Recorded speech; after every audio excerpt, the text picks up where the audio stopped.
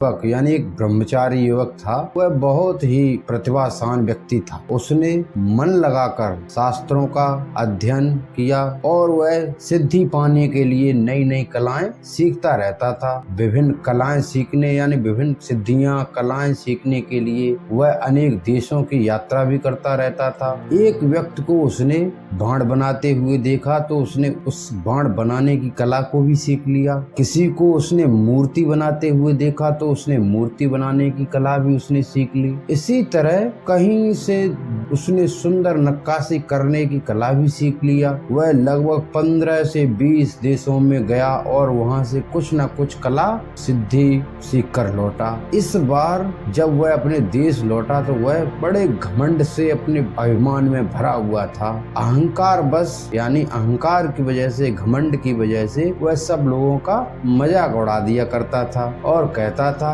भला इस धरती पर कौन मुझ जैसा है जो अनोखा, मेरी तरह कलावान प्रसिद्धिवान है, जो सिद्धि प्राप्त कर सकता है, और मेरे जैसा महान कलाकार भला कहीं नहीं मिलेगा। बुद्ध को इस युवक यानी ब्रह्मचारी के बारे में, युवक के बारे में पता चला तो वह उसका अहंकार तोड़ने के लिए एक बूढ़े ब्राह्मण का रूप धारण किया और उसके पास चले गए। जब उसके युवक के पास पहुँचे और बोले, युवक, मैं अपने आप को जानने की कला जानता हूँ, क्या तुम यह कला भी आती है? वृद्ध ब्राह्मण का रूप धरे हुए थे भगवान गौतम बुद्ध एक बूढ़े ब्राह्मण का रूप धारण किए हुए थे। उस युवक ने भगवान गौतम बुद्ध को नहीं पहचान पाया और बोला, बाबा, भला अपने आप को जानने की भी कोई कला होती है? इस पर भगवान बुद्ध बोले, जो बाण बना लेता है, मूर्ति बना लेता है या सुंदर नक्काशी कर लेता है अथवा घर बना लेता है, सिद्धि प्राप्त कर लेता है,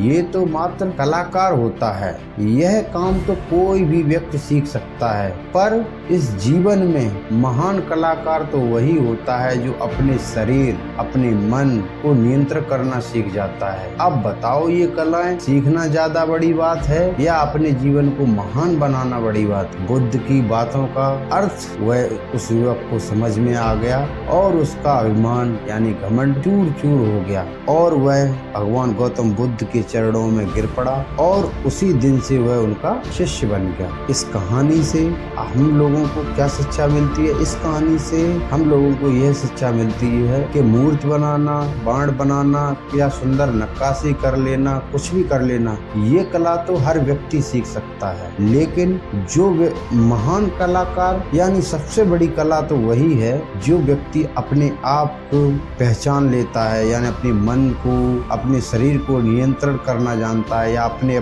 जीवन को पहचान लेता है, हम किस लिए इस धरती पर आए हैं, और अपने जीवन को जो महान बनाता है वही सबसे बड़ी कला होती है।